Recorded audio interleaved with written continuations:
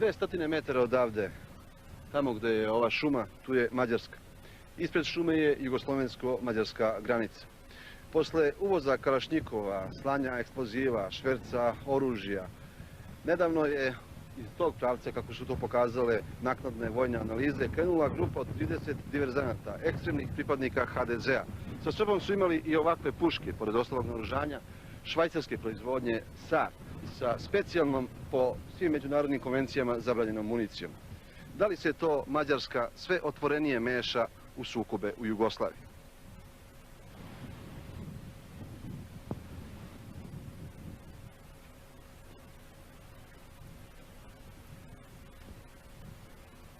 Govori kako smo ga položili. I dok na rečima škrti komandir karaule, stariji vodnik Lutvo ne želi da do kraja objasni kako je uspeo da zajedno sa svojim momcima razoruža i zarobi 30-ak zengi, kada je reč o tome odakle su oni došli, vrlo je jasan. Iz pravca Šikloša.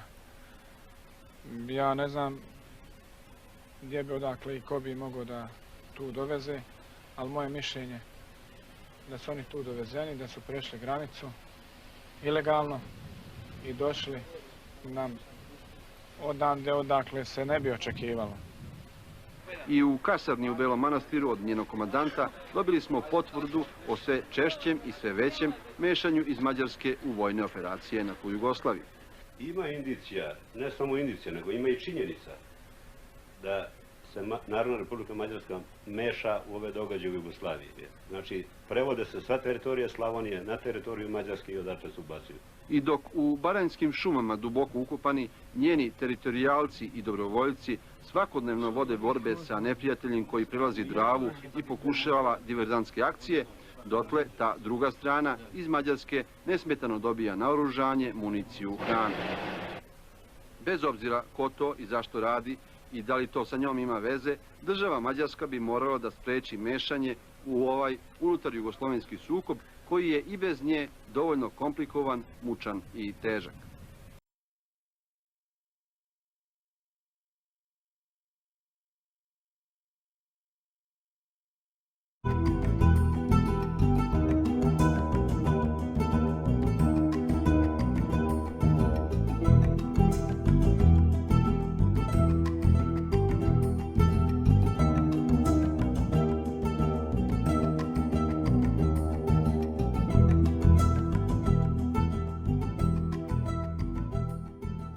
Nađeni kod terorističke grupe koja je uhvaćena u Baranji. Evo za početak, kalašnjikov mađarske proizvodnje, on se poznaje po tome što je ovaj kundak drveni, inače je dosta sličan našem automatu. Uz njega je pronađen rap, ratni alat i pribor, ovdje sa svega 2 okvira metaka. Kod istog je pronađen pištolj, Mauser sa 15 metaka u šaržeru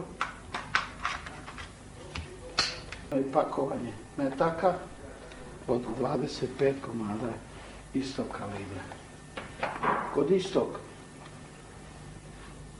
člana Zbora Narodne garde ima i njegovu vojnu legitimaciju, vidi se ovdje lepo šahovnica.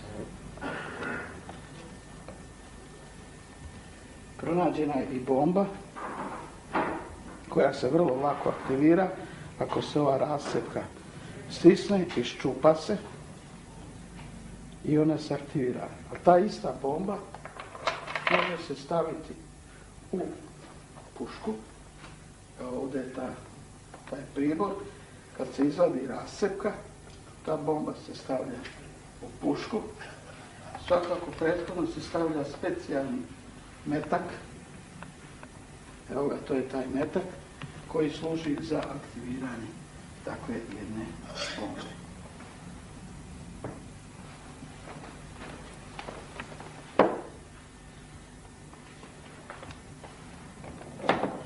Pronađen je i pištolj 357. Dakle, pištolj strahovite ubojite moći.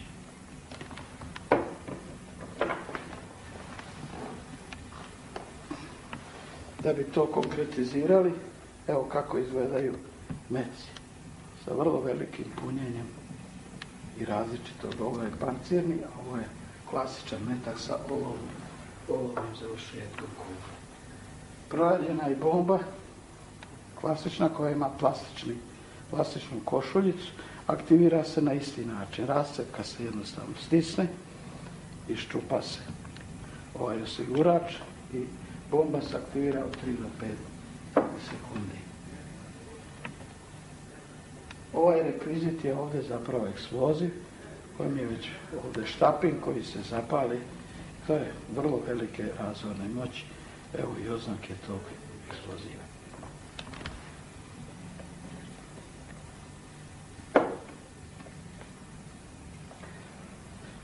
Glavni suvenir, ovako po nekom našem ubeđenju, je ovaj nož. Pogledajte kako on izgleda, sa oznakom U. Dakle, jednostavno rečeno, ustaški.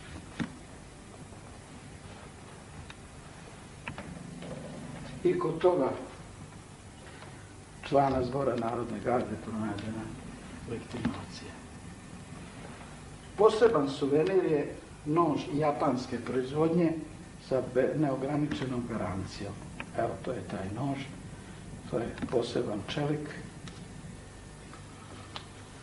Vjerovatno ga nije stigao upotrebiti jer to je po svojoj prilici novo.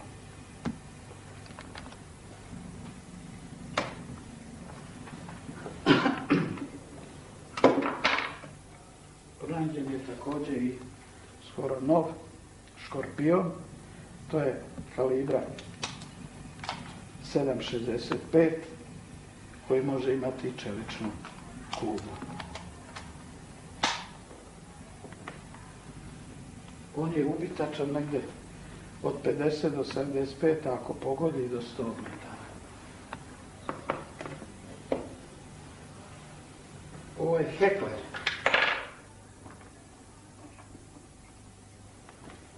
Kalibra 9 mm. Evo, to je metak. Dakle, 9 mm.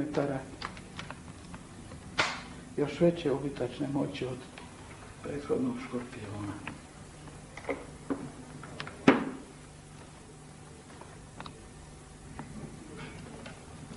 Ovaj automat, odnosno automatska puška, je rumunske proizvodnje, poznaje se po ovim plastičnim delovima. To je, zovemo ga kalašnik, rumunski kalašnikov. U kompletu municije pronađen je i svetleći metak, on se poznaje po zelenom ovdje završetku. Evo, to je taj zeleni završetak.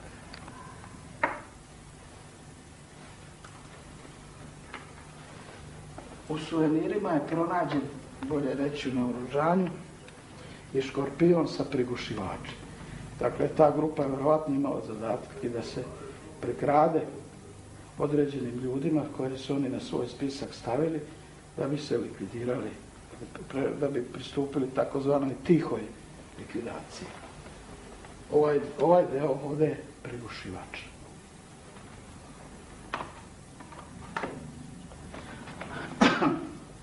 Ovo je poseban suvenir, 2 prsta oblikove Viktorija, pobjeda, i legitimacija, još jedna od legitimacija članova Zbora Narodne garde. Ovo je vjerovatno najopasnije oružje, ovo je sa prigušivačem Heckler koji ima ovdje punjenje 30 komada metaka. Prigušivač je takvog intenziteta da se jedva čuje negdje kao otprilike vazdušna puška.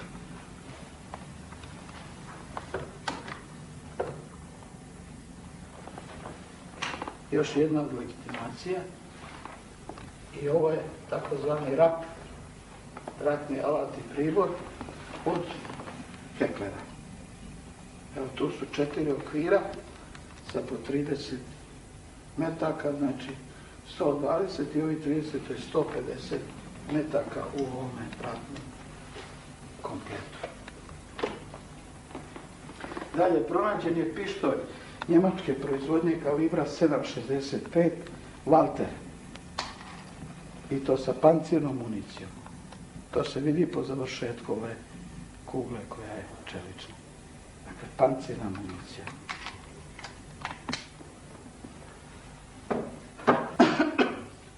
Ovo je posebna stvar.